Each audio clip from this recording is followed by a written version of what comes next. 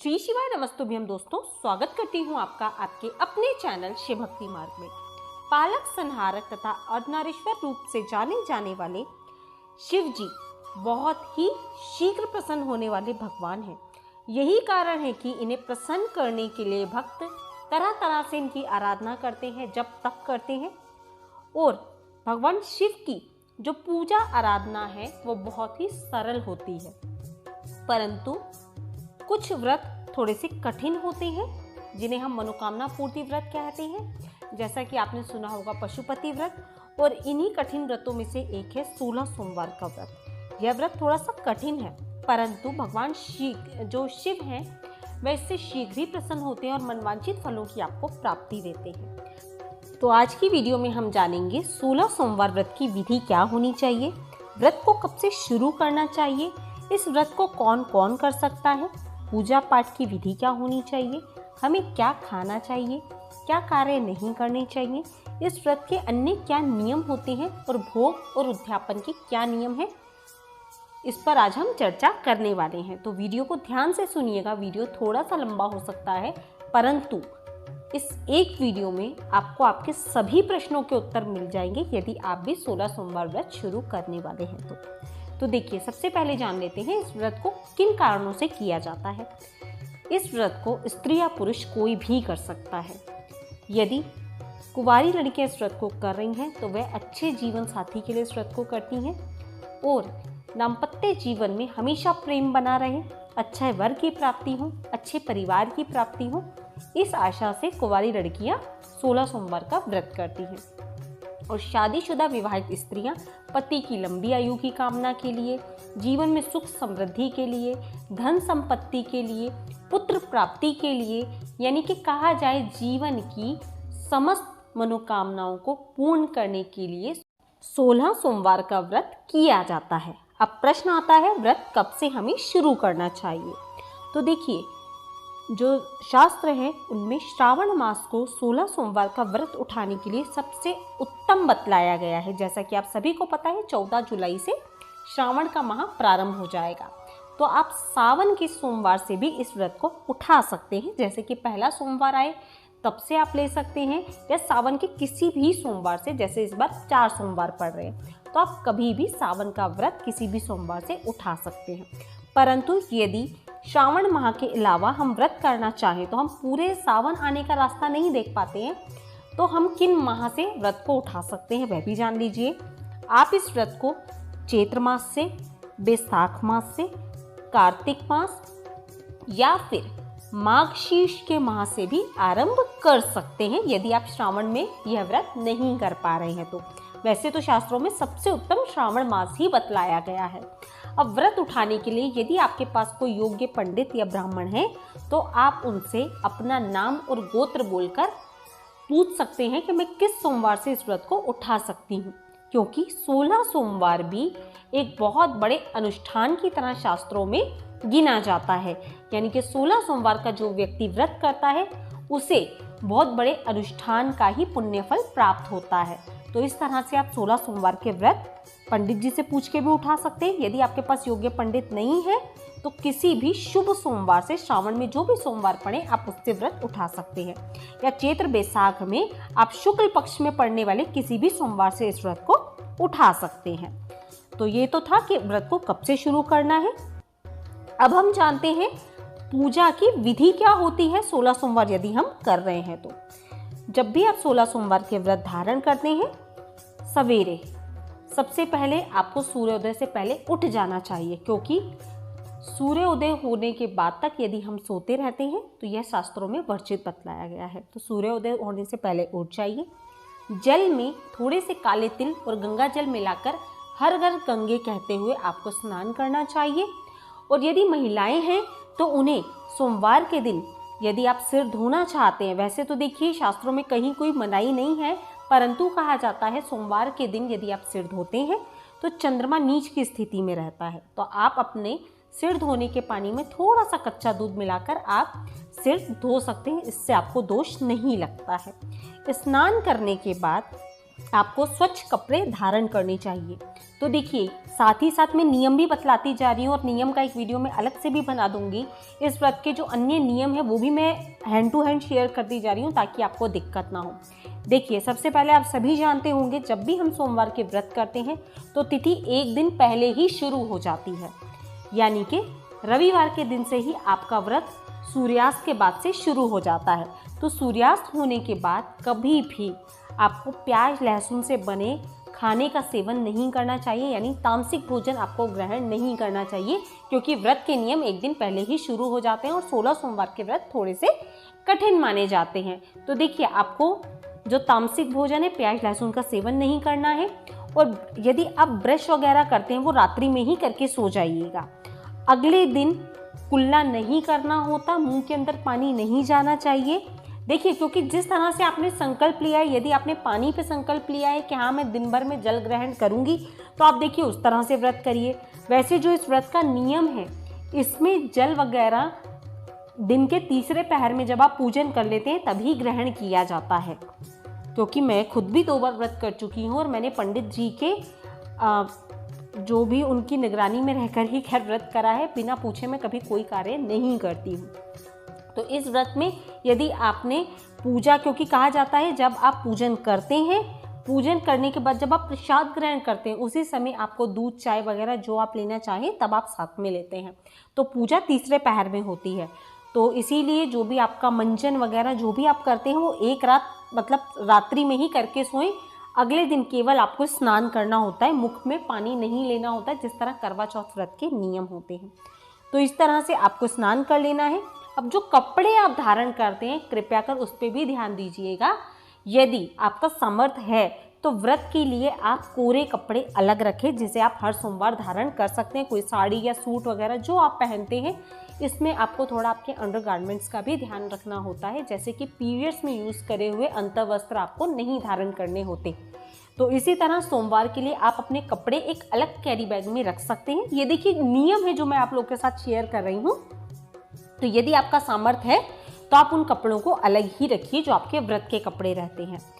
अब सवेरे स्नान करने के बाद जब आप स्नान कर लेंगे, आप जब भी व्रत शुरू करते हैं हाथ में थोड़ा सा जल लेकर भगवान के, यदि आप मंदिर जा रहे हैं तो देखिए आप मंदिर जा सकते हैं, नहीं तो यदि आप घर में पूजा कर रहे हैं तो घर में ही सुबह के समय शिवलिंग के सामने एक दीपक प्रज्वलित करें। जिस तरह भी सुबह आप सिंपल पूजन करते हैं आप उस तरह से पूजन करके हाथ में जल लेकर आप संकल्प ले सकते हैं कि आज से मैं 16 सोमवार व्रत शुरू कर रही हूँ। किस तरह कर रही हूँ, जैसे यदि आप जल फल पे शुरू कर रहे हैं, क्योंकि देखिए हर व्रतधारी का अलग अलग नियम होता है, परंतु शास्त्रों में जो नियम बतलाया गया है वो पूजा के बाद ही अन्न जल ग्रहण करने का नियम बतलाया गया है। तो आप जिस भी तरह से व्रत करना चाहें हाथ में जल लेकर संकल्प ले लीजिएगा, महादेव का स्मरण करते हुए कि आज से मैंने 16 सोमवार व्रत शुरू करे हैं, और जल महादेव के समक्ष ही धरती पर छोड़ दीजिएगा। इसके पश्चात जब आप सवेरे स्नान कर लेते हैं, क्योंकि इस व्रत में जो भोग तैयार होता है वो खैर मैं आपको आगे बतलाऊंगी और आपको बताऊंगी भी किस किस तरह से आपको भोग तैयार करना है। अब यदि आप देखिए कामकाजी महिलाएं, कुछ लोगों को शाम के समय, क्योंकि इसकी पूजा, इस व्रत की पूजा दिन के तीसरे पहर में होती है, यानी कि तीसरा पहर अर्थात 4 बजे के आसपास, 4 से 6 के बीच में, यानी सूर्य अस्त होने के पहले पहले ही पूजा की जाती है। तो 16 सोमवार का जो पूजन है उसका समय लगभग रहता है 4 से 6 के बीच में, आप पूजन कभी भी कर सकते हैं। परंतु ये भी एक नियम है, यदि आपने 4 बजे पूजा का संकल्प लिया है तो प्रत्येक सोमवार आपकी पूजा 4 बजे ही होनी चाहिए। 5 बजे का संकल्प लिया है तो 5 बजे ही पूजा होनी चाहिए। तो ये आपके संकल्प के ऊपर है कि आप किस समय पर पूजा कर सकते हैं। और यदि आपके पास देखिए वैसे तो शाम के समय पूजा होती है, यदि आप कामकाजी हैं तो सुबह के समय पूजा कर सकते हो। वैसे पूजा आपको शाम को ही करनी चाहिए, क्योंकि प्रदोष के समय पूजा का पूर्ण फल बहुत ज़्यादा प्राप्त होता है। अब जब शाम के समय आप पूजा करते हैं तब आपको क्या करना है वह भी सुन लीजिए। आपको एक चौकी सजानी है, यदि आपके पास चौकी है तो चौकी रख लीजिए, उसके ऊपर सफ़ेद रंग का कपड़ा बिछा लीजिए। महादेव की यदि शिव परिवार की तस्वीर मूर्ति जो है आपके पास उसकी स्थापना करें गंगा जल छिड़के। उसके बाद उन्हें स्नान के भाव से जल छिड़के उनके ऊपर। यदि आप एक कलश की व्यवस्था कर सकते हैं, तो कलश लीजिएगा, उसके नीचे चावल रख के कलश की स्थापना करें। उसके ऊपर आम के जो पंच पल्लव होते हैं उन्हें लगा के आप एक नारियल की स्थापना भी कर सकते हैं, नहीं तो आप दीपक भी रख सकते हैं, दीप कलश की स्थापना भी कर सकते हैं। इसके बाद महादेव का जो शिवलिंग है, यदि आपके घर में पहले से शिवलिंग है तो आप उसे पूजा में रख लीजिए। यदि पहले से शिवलिंग नहीं है तो मिट्टी के पार्थिव शिवलिंग बनाकर भी आप उन्हें पूजन में रख सकते हैं, उसके बाद उनका विसर्जन कर दिया जाता है। तो देखिए, यदि मिट्टी के शिवलिंग है तो बहुत अच्छी बात है, आप बना सकते हैं। तो और यदि घर में शिवलिंग है तो आप उनकी पूजा करें। शिवलिंग को दूध, दही, शक्कर, शहद, घी यानी पंचामृत से आप स्नान कराएं, शुद्ध जल से स्नान कराएं, गंगा जल से स्नान कराएं। इसके पश्चात शिवलिंग को स्वच्छ करके स्थापना करें बेलपत्र पर उनकी। उसके बाद आपको भांग, धतूरा, जो भी पूजन की अबीर, गुलाल, जो भी सामग्री मिलती है उसे अर्पित करें। आंकड़े के पुष्प, बेलपत्र अवश्य रूप से रखें, क्योंकि महादेव की पूजा में बेलपत्र का बहुत ज़्यादा महत्व होता है। उसको अर्पित करें। इस तरह से महादेव का पूजन अर्चन करें। जनेऊ, वस्त्र, इत्र वगैरह जो आपको उपलब्ध होता है उससे महादेव की पूजा अर्चन करें। शिव परिवार की पूजा अर्चना करें। और एक चीज़ मैं आप लोगों को बतला देती हूँ, यदि वीडियो आपको अच्छा लगता है तो कमेंट बॉक्स में मुझे बताइएगा। मैं खुद इस सावन से वापस से महादेव के व्रत शुरू करूँगी, 16 सोमवार व्रत। तो किस तरह व्रत करूँगी, यदि आप भी जानकारी चाहते हैं तो मुझे कमेंट बॉक्स में ज़रूर बताइएगा। तो व्रत की पूरी विधि किस तरह से मैं पूजा करती हूँ आप लोग के साथ शेयर करूँगी। तो इस तरह से आपको शिवलिंग का पूजन करना है, शिव परिवार का पूजन करना है। और अब बारी आती है हम भगवान को क्या भोग अर्पित करने वाले हैं और उस भोग को हमें किस तरह से ग्रहण करना है। जो 16 सोमवार में चूरमे का भोग सर्वप्रिय बतलाया गया है, यानी कि 16 सोमवार में चूरमे का भोग लगाया जाता है। कुछ लोग संकल्प लेते हैं मिश्री पे व्रत करने के लिए, कुछ लोग बेलपत्री पे व्रत करते हैं, परंतु आज के इस भागदौड़ भरे जीवन में यह संभव नहीं है। तो इस व्रत के दौरान कुछ लोग चूरमा तैयार करते हैं। अब चूरमा बनाने का क्या नियम है, क्योंकि वीडियो मैंने बोला था आपको थोड़ा सा लंबा हो जाएगा, परंतु इस वीडियो में आपको पूरी जानकारी दूंगी। जब भी आप सोमवार व्रत शुरू करेंगे, आप 2 किलो 3 किलो जितना आपको लगता है उतना आटा, जो गेहूं होती है, उसको पिसवा के अलग रख लीजिएगा। अलग अर्थात यदि आप पीरियड्स में या मासिक धर्म में या घर में कोई अन्य व्यक्ति है, उसके गंदे हाथ उस आटे को ना लगे, क्योंकि उससे हमें भगवान का भोग तैयार करना है। उस भोग के अंदर सवाया करके आपको आटा निकालना है। जैसे जब आप पिसवाने देंगे, मान लीजिए आप 2 किलो पिसवा रहे हैं तो 2.25 किलो आपको पिसवाना है, यानी सवाया की मात्रा में आपको उसको पिसवाना है। 5 किलो पिसवा रहे हैं तो 5 किलो और 1.25 ग्राम उसमें आप ज़्यादा ऐड करवा दीजिएगा। तो इस तरह से सवाया मात्रा में भगवान का भोग तैयार किया जाता है। उसके बाद जो 1 पाव का जो हम प्रसाद तैयार करते हैं, 1 पाव मतलब 250 ग्राम, 250 ग्राम में थोड़ी सी मात्रा एक्स्ट्रा आप, मतलब जिसे सवा की मात्रा कहा जाता है, उस मात्रा में आप प्रत्येक सोमवार को आटा लेंगे। ठीक है, ध्यान रखिएगा। सवेरे जब आप स्नान कर लेते हैं उसके बाद ही आप भोग तैयार कर लीजिए, क्योंकि पूरा दिन हम जल वगैरह ग्रहण नहीं करते हैं तो शरीर में इतनी क्षमता नहीं होती है। तो सुबह के समय भी आप भोग तैयार करके अलग रख सकते हैं, किसी के हाथ ना लगे, कोई छुए ना उस प्रसाद को। तो आपको क्या करना है, आटा लेना है। 1.25 पाव आपने आटा लिया, उसको दूध से गूंथ लेना है। दूध से गूंथने के पश्चात उसकी आप बाटी तैयार कर सकते हैं, चाहे तो मोटी रोटी भी तवे पे सेक सकते हैं, परंतु मेरा कहना है आप बाटियां तैयार कर लीजिए, बहुत आसानी से बन जाती हैं। उसकी बाटियां तैयार करके उसे गुड़ के साथ में, मतलब बनाकर, जब मैं बनाऊंगी वो भी आप लोगों के साथ विधि शेयर करूंगी, चूरमा किस तरह बनाया जाता है। तो आप 1.25 पाव आटे का चूरमा तैयार करेंगे। और यदि आप चूरमा खाने में असमर्थ है, आपको लगता है मैं हर बार नहीं बना पाऊंगी चूरमा, तो आप फलों का भोग भी लगा सकते हैं, परंतु ध्यान रखिएगा जो पहले सोमवार आपने भोग भगवान को लगाया है वही 16 सोमवार तक आपको भोग अर्पित करना है। यह विशेष नियम है 16 सोमवार व्रत का। तो यदि चूरमे का प्रसाद बना के आपने पहला सोमवार किया है तो आपको वैसे ही 16 सोमवार करने हैं। यदि आप मान लीजिए केले पे व्रत करना चाह रहे हैं, कि आप सोच रहे हैं कि मैं केले पे व्रत करूंगी, तो जो भी आप प्रसाद बनाएंगे उसके आपको 3 भाग करने होते हैं। 3 भाग अर्थात 1 भाग आप भगवान के समक्ष रखते हैं, 1 भाग आप गाय को देते हैं और 1 भाग आपको स्वयं ग्रहण करना होता है। जो आप भगवान के समक्ष रखते हैं उसे आप किसी पंडित जी को भी दे सकते हैं, और यदि पंडित जी नहीं मिलते हैं तो घर में भी प्रसाद के रूप में आप उसे वितरित कर सकते हैं। तो एक प्रसाद के आपको 3 भाग करने होते हैं। अगर फल रख रहे हैं तो आपको उसको 3 की संख्या में डिवाइड करना होता है। मान लीजिए आपने 12 केले लिए, तो आप 4 केले भगवान के लिए रखेंगे, 4 केले गाय के लिए रखेंगे, 4 केले खुद के लिए रखेंगे।